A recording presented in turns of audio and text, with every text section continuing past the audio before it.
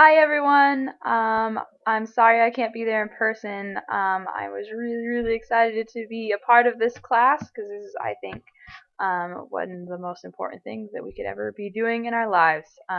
Since I can't, here I am in video, and I'd like to just tell you a quick story about why these types of issues that you guys are learning about are really important to me, and what kind of started my story of global citizenship. So the first story I have is about a little boy named Jody. When I was in sixth grade, which is your guys' age, my mom was student teaching in a really low income neighborhood in Commerce City, and she was working with an autistic student named Jodi. And I would say that Jodi probably like changed my life. I went with my mom one day to help her student teach, and we worked with Jodi. And Jodi was autistic, and you might know a little bit about what that means, but basically he had a lot of issues that you and I don't face, like that he couldn't handle the feeling of like the touch, or feeling he hated to be touched. He hated the feeling of like socks touching him. He hated the feeling of holding a pencil because it felt like it was like burning into his skin. And that different people have different reactions to being autistic. But Jody's was really severe, and so he had a lot of trouble of just being in class. And then additionally, and noises and lights, and so just everything, it kind of feels like the world is like kind of coming in upon you. But in addition to that, Jody is from a really I guess poor family life. And so he was living out of a hotel, and he was consistently coming home or coming to school with cigarette burns that it was suspected that his family was abusing him and burning him with cigarettes. He came once with a fork mark in him, and we assumed that obviously what happened there.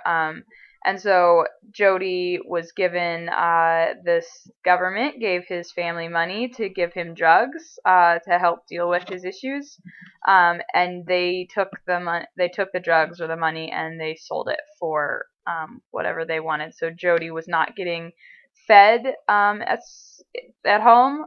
He didn't eat a meal at home, and he didn't like get any medication or anything that he needed at home. So the only time that he ate was when he was at school. And so my story with Jody, I was working with him, and we were working so that he would hold his like pencil, and he would write his name, and that was really hard for him because he, like I said, it felt like the pencil was burning into him. So if you can imagine what that would feel like.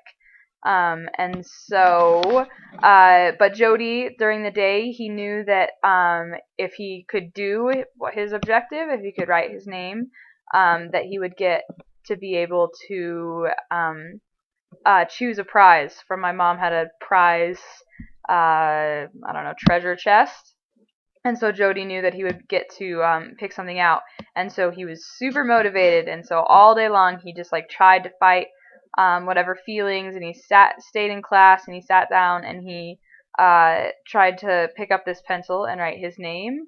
And Jody was probably in, I want to say, first grade when I met him, first or third grade or something like that, and I was in sixth grade.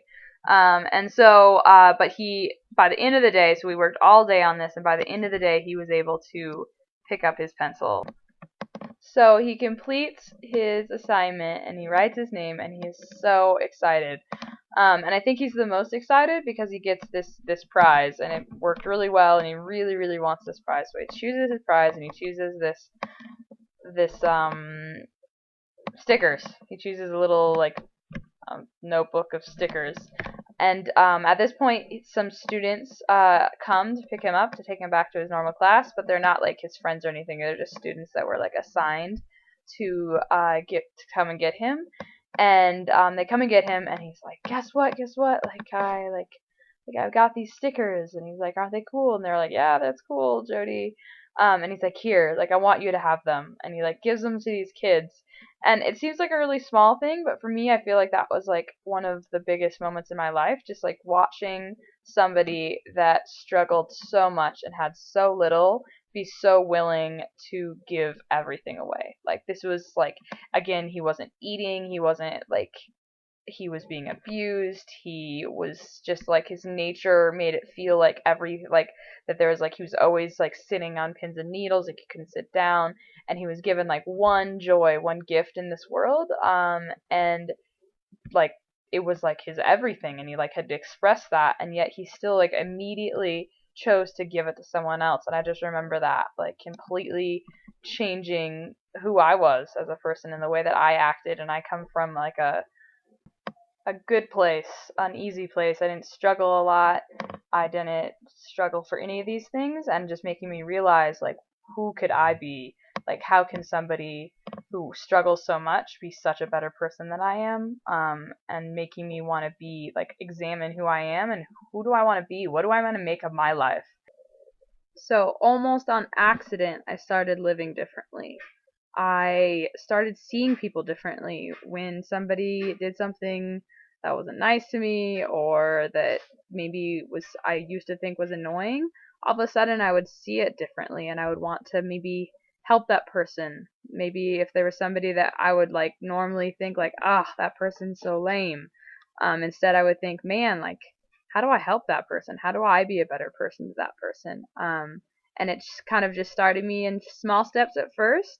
But I would say that that experience with Jodi and seeing him give everything away started almost without me knowing it, started me on a path that has led me to where you will find out, a different place.